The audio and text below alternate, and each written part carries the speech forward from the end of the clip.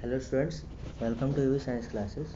My name is Aman Verma और आज का आपका टॉपिक है human blood. Human blood connective tissue होता है। क्यों कनेक्टिव टिश्यू कहते हैं इसको? क्योंकि इसके पास मैट्रिक्स होता है।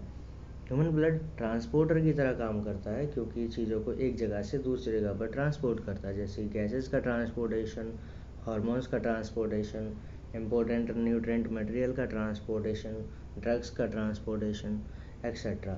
जैसे transport of gases for respiration, transport of various type of hormones from releasing site to target organ. यानी एग्जाम्पल के लिए अगर हम देखें तो थायराइड स्टिमुलेटिंग हार्मोन जो कि पिट्यूटरी ग्लैंड से रिलीज होता है, इसका टारगेट ऑर्गन क्या है? थायराइड ग्लैंड इसका टारगेट ऑर्गन है। और क्या काम करता है? बॉडी टेम्परेचर को मेंटेन करके रखेगा, ऑस्मोलरिटी को मेंटेन करके रखता है, आयनिक बैलेंस को मेंटेन करके रखता है और इम्यूनिटी में एक इम्पोर्टेंट रोल प्ले करता है क्योंकि इसमें जो आरबीसी डब्ल्यूबीसी होती हैं वो इम्यून सेल्स की तरह काम करती हैं। ह्यूमन ब्लड को मेनली दो पार्ट्स में डिवाइड किया जाता है। एक ब्लड प्लाज्मा जो कि लिक्विड जैसा दिखाई दे रहा है और वो 55% ब्लड कंपोज करता है। बाकी 45% में फॉर्म्ड एलिमेंट्स होते हैं, उसमें सारी सेल्स आ जाती हैं जैसे कि WBC, RBC, blood platelets. Composition of blood में अगर हम देखें तो 55% प्लाज्मा होता है, 4% में प्लेटलेट्स और डब्ल्यूबीसी दोनों होते हैं और 41% में आरबीसी होती है।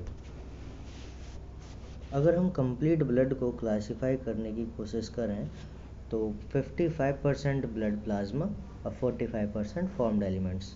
तो फॉर्म्ड एलिमेंट्स में कौन कौन होता है? ब्लड प्लेटलेट्स जिसको हम थ्रोम्बोसाइट्स बोलते हैं, एरिथ्रोसाइट्स मतलब आरबीसी, ल्यूकोसाइट्स मतलब डब्ल्यूबीसी। तो जो ल्यूकोसाइट्स होती हैं वो अगेन दो पार्ट्स में डिवाइड होती हैं, एक ग्रेनुलोसाइट्स, एक एग्रेनुलोसाइट्स। ग्रेनुलोसाइट्स कौन सी होती हैं? ग्रेनुलोसाइट्स वो सेल्स होती हैं जिसके पास ग्रेन्यूल्स प्रेजेंट होते हैं। उसमें कौन कौन आती हैं? Neutrophils, basophils, eosinophils. दूसरी होती हैं एग्रेनुलोसाइट्स, यानी MLA। अगर हम याद रखें तो MLA मतलब मोनोसाइट और लिम्फोसाइट दोनों एग्रेनुलोसाइट्स में आ जाती हैं। अब हम बात करते हैं ब्लड प्लाज्मा की। तो ब्लड प्लाज्मा में कौन कौन होता है? Amino acids, nutrients, proteins, nitrogenous waste, electrolytes, gases. Proteins कौन सी होती हैं? Albumin, fibrinogen, globulin. Blood plasma composition अगर हम देखें तो ब्लड प्लाज्मा स्ट्रो कलर्ड का होता है, यानी लाइट येलो कलर का, वाइटिश कलर कह सकते। विस्कस फ्लूइड होता है ये जो कि ब्लड मैट्रिक्स को बनाता है। ब्लड मैट्रिक्स होता क्या है या मैट्रिक्स क्या होता है? मैट्रिक्स किसी भी लिविंग टिश्यू का ग्राउंड टिश्यू होता है। लिविंग टिश्यू का ग्राउंड सब्सटेंस होता है मैट्रिक्स, जो कि नॉन लिविंग होता है। मैट्रिक्स किसी भी टिश्यू का ग्राउंड सब्सटेंस होता है जो कि नॉन लिविंग होता है। इसमें 90 to 92% वाटर होता है, 6 to 8% प्रोटीन, मिनरल्स होते हैं, कुछ ग्लूकोज होता है, अमीनो एसिड, लिपिड्स भी इसमें प्रेजेंट होता है। अगर हम प्लाज्मा में से क्लॉटिंग फैक्टर को निकाल दें तो हमारे पास सीरम बचता है। प्रोटीन 6 to 8% होती है। उसमें कौन कौन सी प्रोटीन्स होती हैं? Fibrinogen, globulin, albumin. फाइब्रिनोजन जो कि ब्लड क्लॉटिंग में हेल्प करती है और किससे बनती है? लीवर में बनती है। ग्लोबुलिन्स तीन तरह की प्रोटीन्स होती हैं, alpha globulin, beta globulins, gamma globulins. तो अल्फा ग्लोबुलिन और बीटा ग्लोबुलिन ट्रांसपोर्टेशन में हेल्प करती हैं, गामा ग्लोबुलिन एंटीबॉडीज़ बनाने में हेल्प करती हैं, इसीलिए इनको हम इम्यूनोग्लोबुलिन भी बोलते हैं। एल्ब्यूमिन ऑस्मोटिक बैलेंस मेंटेन करने में रोल प्ले करती है, ब्लड वॉल्यूम मेंटेन करती है और ब्लड प्रेशर को भी मेंटेन करती है। मिनरल्स, कुछ मिनरल्स भी होते हैं जैसे sodium ion, calcium ion, magnesium ion, carbonate ion, chlorine ion. दूसरा इसमें ग्लूकोज, अमीनो एसिड, लिपिड्स भी प्रेजेंट होते हैं। फॉर्म्ड एलिमेंट्स में ब्लड में कौन कौन होता है? आरबीसी, प्लेटलेट्स और डब्ल्यूबीसी। एरिथ्रोसाइट्स यानी आरबीसी। सबसे पहले हम आरबीसी की बात करेंगे। जिसको हम दूसरा नाम एरिथ्रोसाइट्स बोलते हैं। मोस्ट एबंडेंट सेल्स होती हैं ब्लड में। अब हेल्दी एडल्ट मैन में कितनी होती हैं ये 5 to 5.5 मिलियन आरबीसी पर mm³ ऑफ ब्लड। कैसी होती हैं ये? बाइकॉनकेव शेप होती हैं। मेमेल्स में, मोस्ट ऑफ द मेमेल्स में जो मैच्योर आरबीसी होती हैं उनके पास न्यूक्लियस नहीं होता। आरबीसी के पास सेल ऑर्गेनेल्स भी नहीं होते हैं, जिस वजह से हीमोग्लोबिन को रखने के लिए ज़्यादा स्पेस मिल जाता है। इसके पास माइटोकॉन्ड्रिया नहीं होता, जिस वजह से एनारोबिक रेस्पिरेशन करती है और ऑक्सीजन को यूज़ नहीं करती है। लाइफ स्पैन आरबीसी का 120 दिन होता है। आरबीसी के पास एक एंजाइम होता है जिसका नाम है कार्बोनिक एनहाइड्रेज, जो कि कार्बन डाइऑक्साइड के ट्रांसपोर्टेशन में रोल प्ले करती है। हीमोग्लोबिन एवरेज जो होता है ब्लड में वो 12 से 16 ग्राम पर 100 ml ऑफ ब्लड होता है। आरबीसी के फॉर्मेशन को एरिथ्रोपोइसिस बोलते हैं, जो कि रेड बोन मैरो में होता है। तो एक हार्मोन होता है जो कि किडनी से निकलता है जिसका नाम है एरिथ्रोपोइटिन। वो एरिथ्रोपोइटिन नाम का हार्मोन एरिथ्रोपोइसिस को प्रमोट करता है। ऑक्सीजन का ट्रांसपोर्ट हीमोग्लोबिन करता है, किस फॉर्म में? ऑक्सी हीमोग्लोबिन की फॉर्म में। कहाँ से कहाँ तक? लंग्स से टिश्यू की तरफ। जबकि हीमोग्लोबिन CO2 का ट्रांसपोर्ट करता है कार्ब अमीनो हीमोग्लोबिन की फॉर्म में टिश्यू से लंग्स की तरफ। हीमोग्लोबिन क्या है? हीमोग्लोबिन एक क्वार्टरनरी प्रोटीन है जो कि आरबीसी में प्रेजेंट होती है। हम डब्ल्यूबीसी को अगर देखें तो डब्ल्यूबीसी को मेनली 2 पार्ट्स में डिवाइड किया गया है, एक ग्रेनुलोसाइट्स और दूसरी एग्रेनुलोसाइट्स। यानी जिसके पास ग्रेन्यूल्स प्रेजेंट हैं वो एग्रेनुलोसाइट्स कौन कौन है? यूसिनोफिल्स है, बेसोफिल्स है, न्यूट्रोफिल्स है। और ग्रेनुलोसाइट्स तो ये हो गई, और एग्रेनुलोसाइट्स वो होती हैं जिसके पास ग्रेन्यूल्स प्रेजेंट नहीं होते, जिसमें आ जाती हैं मोनोसाइट्स और लिम्फोसाइट्स। सबसे पहले ल्यूकोसाइट्स में क्या आता है? ल्यूकोसाइट्स को हम डब्ल्यूबीसी बोलते हैं। एडल्ट में 6000 से 8000 ल्यूकोसाइट्स पर mm³ ऑफ ब्लड होती है। ल्यूकोसाइट्स बहुत कम होती हैं नंबर में एज़ कम्पेयर टू एरिथ्रोसाइट्स, मतलब आरबीसी से डब्ल्यूबीसी बहुत कम होती हैं। इनका रेशियो कितना होता है? 1:600। मतलब एक डब्ल्यूबीसी जितने ब्लड में होगी उतने ब्लड में 600 आरबीसी प्रेजेंट होंगी। ल्यूकोसाइट्स डायपेटिसिस शो करती है, मेनली न्यूट्रोफिल्स ही डायपेटिसिस शो करती हैं। ग्रेनुलोसाइट्स कौन कौन होती हैं? ग्रेनुलोसाइट्स में यूसिनोफिल्स आ जाती है, बेसोफिल्स आ जाती है, न्यूट्रोफिल्स आ जाती है। एग्रेनुलोसाइट्स कौन सी होती हैं? एग्रेनुलोसाइट्स मोनोसाइट आ जाती हैं और दोनों लिम्फोसाइट आ जाती हैं। ये लिम्फोसाइट एक टी लिम्फोसाइट होती है, एक बी लिम्फोसाइट्स होती है।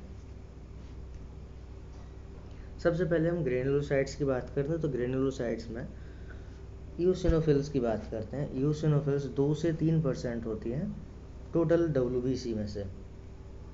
इसका जो न्यूक्लियस होता है वो बाइलोब्ड न्यूक्लियस होता है। बाइलोब्ड न्यूक्लियस ये एंटी हिस्टामिनिक प्रॉपर्टी शो करती हैं, यानी हिस्टामिन के अगेंस्ट काम करती हैं, इन्फेक्शन को रोकती हैं, resist infection. Also associated with allergic reaction, जो भी एलर्जिक रिएक्शन होती हैं उसमें भी ये एसोसिएटेड होती है, जैसे कि अस्थमा, ब्रोंकाइटिस एक्सेट्रा। इसका काम एक और होता है डिसॉल्विंग द ब्लड क्लॉट, यानी ब्लड क्लॉट अगर जम रहा हो तो वहाँ से ब्लड क्लॉट को डिसॉल्व करने का काम भी ये करती है। इम्यून सिस्टम में भी ये इम्पोर्टेंट रोल प्ले करती है। ये सिमिलरिटी रखती है किसके साथ? लाइसोसोम के साथ। लाइसोसोम क्या होता है? लाइसोसोम एक सेल ऑर्गेनेल होता है जो कि अपने पास हाइड्रोलाइटिक एंजाइम्स रखता है। तो इसके जो ग्रेन्यूल्स दिखाई दे रहे हैं, इसके ग्रेन्यूल्स के पास भी हाइड्रोलाइटिक एंजाइम्स प्रेजेंट होते हैं। अगर हम आगे देखें तो बेसोफिल हमें मिलेगा। बेसोफिल कितनी होती हैं? 0.5 to 1%। इसके जो लोब्स होते हैं न्यूक्लियस में वो 3 लोब्स होते हैं। ये क्या काम करता है? सेरोटोनिन को सेक्रेट करता है जो कि इन्फ्लामेशन को इंड्यूस करेगा। दूसरा, हेपेरिन को सेक्रेट करता है जो कि एंटीकोगुलेंट की तरह काम करता है। तीसरा हिस्टामिन को सेक्रेट करता है जो कि वैसोडाइलेटर की तरह काम करता है। ये ब्लड वेसल्स को डायलेट करेगा जब इन्फेक्शन होता है, जिससे कि कोई भी WBC टारगेट मतलब इन्फेक्शियस साइट तक पहुंच सके ब्लड वेसल्स में से निकल के by the process of diapedesis. Neutrophils सबसे ज़्यादा होती हैं, कितनी? 60 से 65% तक न्यूट्रोफिल्स होते हैं टोटल WBC काउंट की। इसका जो न्यूक्लियस होता है वो मल्टी लोब्ड न्यूक्लियस होता है, इसमें कई सारे लोब्स देखने को मिल जाते हैं। ये फैगोसाइटिक नेचर की होती है। फैगोसाइटिक नेचर मतलब कि जो भी इन्फेक्टिव पार्टिकल है उसको खाने वाली और सेल डेब्रिस को खाने वाली। ये भी डायपेडेसिस शो करती है रियल में। एग्जाम्पल के लिए इमेज है तो ये न्यूट्रोफिल है। न्यूट्रोफिल यहाँ पे बैक्टीरियल इन्फेक्शन हुआ है। न्यूट्रोफिल ब्लड वेसल के अंदर है जो कि ब्लड फ्लो की डायरेक्शन में चल रही है। ये जाएगी और एंडोथीलियम क्या होता है? लेयर जो होती है ब्लड वेसल की उसको एंडोथीलियम बोलते हैं। तो एंडोथीलियम की जो लेयर है वो डायलेट हो जाएगी और उसके अंदर से बीच में से जो WBC है यानी न्यूट्रोफिल है वो बाहर स्क्वीज करके निकल जाएगी और टारगेट तक पहुंच जाएगी। और इसका काम होता है फैगोसाइटोसिस। तो फैगोसाइटोसिस काम है तो बैक्टीरिया को ही खा जाएगी यानी एंगल्फ कर लेगी। अब आते हैं एग्रेनुलोसाइट्स। तो एग्रेनुलोसाइट्स दो तरह की होती हैं मेनली, एक लिम्फोसाइट्स, एक मोनोसाइट्स। मोनोसाइट्स और लिम्फोसाइट मेनली क्या होती है? लिम्फोसाइट दो तरह की होती हैं, T लिम्फोसाइट और B lymphocyte. T lymphocyte thymus में मैच्योर होती है, B लिम्फोसाइट बोन मैरो में मैच्योर होती है। B लिम्फोसाइट मेमोरी सेल की तरह काम करती है इम्यून सिस्टम में, और T लिम्फोसाइट किलर सेल की तरह काम करती है इम्यून सिस्टम में। लिम्फोसाइट्स में जो T लिम्फोसाइट्स थी वो किसकी तरह काम कर रही थी? किलर सेल की तरह काम कर रही थी। B लिम्फोसाइट मेमोरी सेल की तरह काम कर रही थी। दोनों के पास राउंडेड न्यूक्लियस होता है। मोनोसाइट्स लार्जेस्ट ल्यूकोसाइट होती है, अमीबॉइड शेप की होती है, मतलब इसका कोई प्रॉपर शेप नहीं होता है। ये टिश्यू के अंदर एंटर होने के बाद मैक्रोफेज बन जाती है और मैक्रोफेज का काम ही फैगोसाइटिक नेचर होता है। मैक्रोफेज का काम भी फैगोसाइटोसिस करना होता है जैसे कि न्यूट्रोफिल कर रही थी। थ्रोम्बोसाइट्स क्या है? ब्लड प्लेटलेट्स को थ्रोम्बोसाइट्स बोलते हैं। ये स्मॉलेस्ट मेंबर होता है फॉर्म्ड एलिमेंट्स में। इसका जो नंबर है वो 1.5 लाख से 3 लाख पर mm की क्यूब ऑफ ब्लड होता है। ये जो है ये रियल में सेल भी नहीं होती हैं, ट्रू सेल्स नहीं होती हैं, ये फ्रेगमेंट्स होते हैं किसी सेल्स के। कौन सी सेल्स के फ्रेगमेंट्स होते हैं? ये मेगा कैरियोसाइट्स के फ्रेगमेंट्स होते हैं, ये प्लेटलेट्स। ये राउंडेड भी हो सकती हैं, ओवल डिस्क लाइक भी हो सकती हैं। इसके पास कोई भी न्यूक्लियस नहीं होता है। इसका जो लाइफ स्पैन होता है वो 1 वीक होता है और ये लाइफ स्पैन पूरा करने के बाद स्प्लीन और लीवर में डिस्ट्रॉय कर दी जाती हैं। इसके बाद ब्लड प्लेटलेट्स में और क्या बचता है कि ये मेगा कैरियोसाइट से बनती हैं, बोन मैरो के अंदर बनती हैं और इनका रोल क्या होता है? ब्लड क्लॉटिंग में इनका रोल होता है और ये कुछ फैक्टर्स रिलीज करते हैं जो कि ब्लड क्लॉटिंग में हेल्प करते हैं। चैनल को सब्सक्राइब करें, लाइक करें, कमेंट करें, शेयर करें। Thank you.